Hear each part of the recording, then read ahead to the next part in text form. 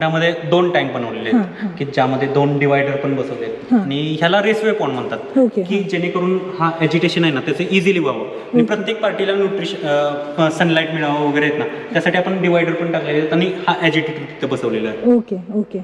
आणि मग या एजिटेटरचा वापर काय होतो?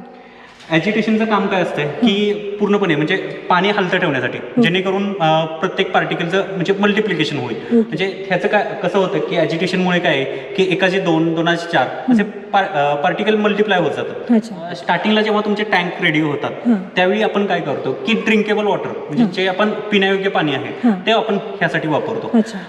त्याचा pH 6.5 ते 7 पर्यंत असेल तर ते पाणी आपण यूज करतो यामध्ये.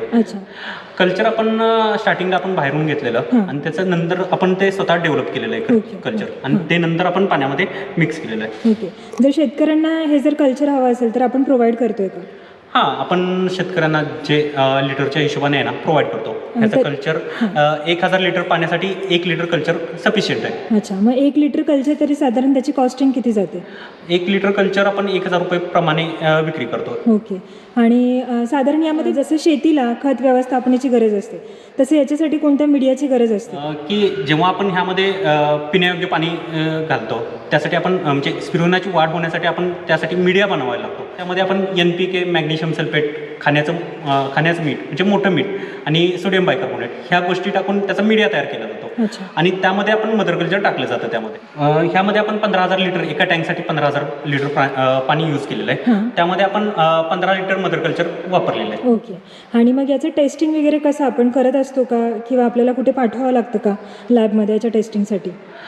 जेव्हा फायनल प्रोडक्ट आपलं तयार होतं म्हणजे पावडर म्हणा काय म्हणा त्याचं लॅब टेस्टिंग केलं जातं. म्हणजे ते कशासाठी न्यूट्रिशन व्हॅल्यू किती आहेत काय आहेत ते कळण्यासाठी आपण लॅब टेस्टिंग करून घेतो याचं. तर नमित साधारण याची आपण शेतीची सुरुवात केल्यानंतर किती दिवसानंतर याचं हार्वेस्टिंग करायला सुरुवात होते? की आपण आज जर मदर कल्चर टाकले तर 15 दिवसात 10 ते 15 दिवसामध्ये ह्याची प्रॉपर ग्रोथ होते म्हणजे वाढ होते प्रॉपर वाढ होते. मग 15 दिवसानंतर तुम्ही ग्रोथ बघून आहे ना त्याचं हार्वेस्टिंग चालू करू शकताय. म्हणजे ते तुम्ही आठवड्यातून 2 वेळा 3 वेळा स्टार्टिंगला नाहीतर अल्टरनेट डे त्याचं हार्वेस्टिंग करू शकता. अच्छा. आणि आता तुम्ही डेली बेसवर करताय? हां, आम्ही डेली बेसवरती करतो. आम्ही हा एक टँक आज केला तर उद्या तो टँक करतो. म्हणजे अल्टरनेट डे आम्ही हार्वेस्टिंग करत असतो. तर साधारण मग आपल्याला पाणी किती दिवसांनी चेंज करावं लागतं? साधारणतः पाणी जेव्हा म्हणजे हार्ड होते तेव्हा आपण पाणी चेंज करून टाकतो. म्हणजे 4 ते 6 महिन्यानंतर ह्याला चेंज करावं लागतं पाणी.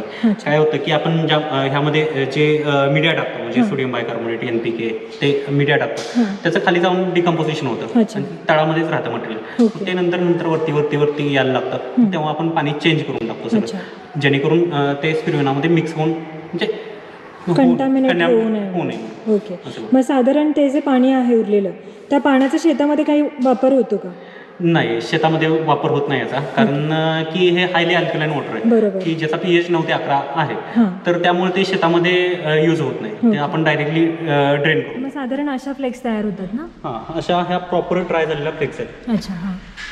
हे नंतर आपण स्टोअर करून स्टोअर करून ठेवतो. हे एअरटाईट बॅगमध्ये स्टोअर करून ठेवतो जेणेकरून ह्यामध्ये मॉइश्चर वगैरे पकडायला नको. ते लाईफ टाईमसाठी कधी आपल्याला पावडर बनवायची असेल तर ते तेवढ्या टाईमसाठी आपण स्टोअर करून ठेवतो. नंतर ह्या फ्लेक्सपासूनच डायरेक्टली आपण ग्राइंडरमध्ये नाहीतर मिक्सरमध्ये पावडर केली जाते.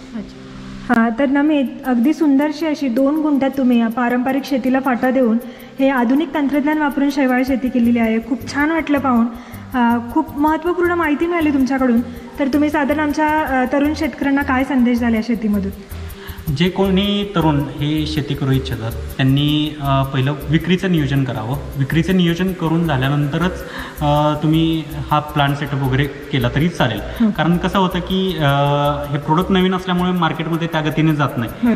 तर तुम्ही पहिल्यांदा मार्केटचा अभ्यास करा, मार्केटिंगची तयारी करा आणि मग नंतर प्रोडक्शन घ्यायला चालू करा जेणेकरून तुम्हाला तोटा होणार नाही. ओके. खूप खूप धन्यवाद. खूप महत्त्वपूर्ण माहिती